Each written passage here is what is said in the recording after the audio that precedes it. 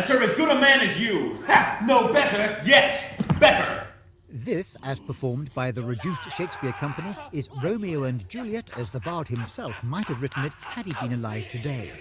The Reduced Shakespeare Company, or RSC as it's better known, was born in 1981 as a street act in San Francisco and was a wow at this year's Edinburgh Festival.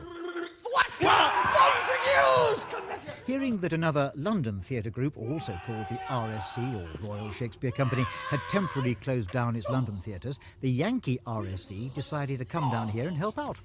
And although slightly abridging the plays from 3 hours or so to 3 minutes or so, the Yanks say they've caught the real essence of our national poet.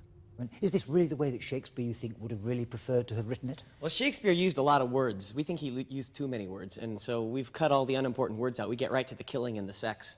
That's really our favorite part, actually. What are the most difficult ones for you to do? The most difficult ones, I would have to say the comedies, actually, because they're really not very funny, and therefore practically impossible to parody. We find the tragedies much funnier than the comedies.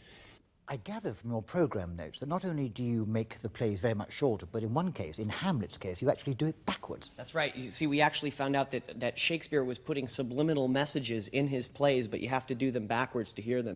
You Americans have an awful lot of nerve coming across here teaching us how to do Shakespeare. Well, you know, that's something journalists say to us all the time, and what it really is the British invasion in reverse. I mean, in America, we invented rhythm and blues. The Beatles, the Rolling Stones took it over, repackaged it, sold it back to the States. We're just doing the same thing to Shakespeare. We're taking Shakespeare, repackaging it, giving it a new, more vibrant quality, and selling it back to you at a tidy profit.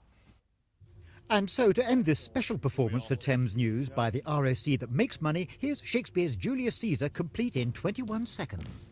Julius Caesar was a much-beloved tyrant.